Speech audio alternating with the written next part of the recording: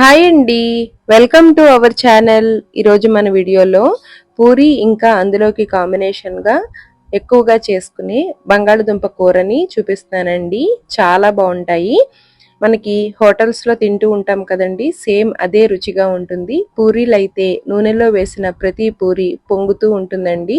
కూర రుచి కూడా చాలా బాగుంటుంది. చల్లారిన తర్వాత కూడా గట్టి పడకుండా ఉంటుంది. ముందుగా పూరీలకి పిండిని కలుపుకోవడం కోసం మిక్సింగ్ బౌల్ ఒకటి పెట్టుకుని అందులోకి 2 కప్పుల గోధుమ పిండి, చిటికెడు ఉప్పు, 2 టేబుల్ స్పూన్ల నూనె తీసుకుని కొద్ది కొద్దిగా నీళ్ళని వేసుకుంటూ పిండిని గట్టిగా కలుపుకోవాలి. ఈ విధంగా పిండిని కలుపుకుని 1 గంట సేపు నానబెట్టుకోవాలి. పూరీలకి కూరను తయారు చేయడం కోసం బంగాళదుంపల్ని ఉడికించుకుని ఈ విధంగా మెదుపుకోవాలి. కూరలోకి చిక్కదనం కోసం 2 టేబుల్ స్పూన్ల శనగపిండిని నీళ్ళల్లో కలుపుకుని పక్కన పెట్టుకోవాలి. కూర కోసం స్టవ్ మీద ప్యాన్ పెట్టుకుని నూనె వేసుకోవాలి. నూనె వేడైన తర్వాత పోపు దినుసులు వేసి అవి వేగాక చిన్నగా తరిగి పెట్టుకున్న అల్లం, పచ్చిమిర్చి, కరివేపాకు, పొడవుగా చీలికలుగా తరిగి పెట్టుకున్న ఉల్లి తరుగును వేసుకోవాలి. పూరీలకి కూర చేసేటప్పుడు ఉల్లిపాయ ముక్కలు కొద్దిగా ఎక్కువగా ఉంటేనే బాగుంటుందండి. 1/2 టీ స్పూన్ పసుపు వేసుకుని రుచికి తగినంత ఉప్పు వేసుకోవాలి. ఉల్లిపాయ ముక్కలు మరీ ఎక్కువగా రంగు మారాల్సిన అవసరం లేదండి, కొద్దిగా మెత్తబడితే సరిపోతాయి. చిన్న సైజు క్యారెట్ని ఇలా ముక్కలుగా తరిగి వేసుకోవాలి. మూత పెట్టుకుని మధ్య మధ్యలో కలుపుతూ 1 నిమిషం మగ్గించుకోవాలి. ఉల్లిపాయ ముక్కలు కొద్దిగా మెత్తదనం ఉంటే కూర రుచి బాగుంటుందండి.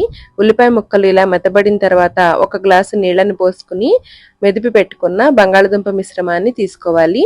బంగాళదుంపని మరీ మెత్తగా కాకుండా అక్కడక్కడ కాస్త ముక్క ఉండేలాగా మెదుపుకోవాలి. ఇలా అడుగు నుంచి పైకి బాగా కలిసేలాగా కలుపుకుని పక్కన పెట్టుకున్న శనగపిండి నీళ్ళని ఈ కూరలోకి తీసుకోవాలి. 1-2 నిమిషాలకే ఈ శనగపిండి ఉడికి చిక్కబడుతుందండి. ఇలా ఉడుకుతున్నప్పుడు చివరిలో కొత్తిమీర తరుగు వేసుకుని మరొక 2 నిమిషాలు కలుపుతూ ఉడికించుకుని స్టవ్ ఆఫ్ చేసుకుంటే చాలా రుచిగా ఉంటుందండి. ఇప్పుడు పూరీలని తయారు చేయడం కోసం కలిపి పెట్టుకున్న పిండిని పొడిపిండి జల్లుకుంటూ మరీ పలుచగా కాకుండా మందంగా కాకుండా సమానంగా పూరీలని ఒత్తుకోవాలి. తీసుకునే ప్యాన్కి తగినట్లుగా పూరీలని ఒత్తుకోవాలి. డీప్ ఫ్రైకి తగినట్లుగా నూనె పెట్టుకుని నూనె బాగా కాగిన తర్వాత మాత్రమే పూరీలని ఫ్రై చేసుకోవాలి. గరిటెతోటి అదిమినట్లయితే పూరి పొంగుతూ ఉంటుందండి. చూసారు కదండి, ఎంతో సులభంగా పూరి ఇంకా అందులోకి కాంబినేషన్గా మనం ఎప్పుడూ చేసుకునే బంగాళదుంప కూరని ఏ విధంగా తయారు చేశామో. మీకు ఈ వీడియో నచ్చితే లైక్ చేసి షేర్ చేయండి. Thanks for watching.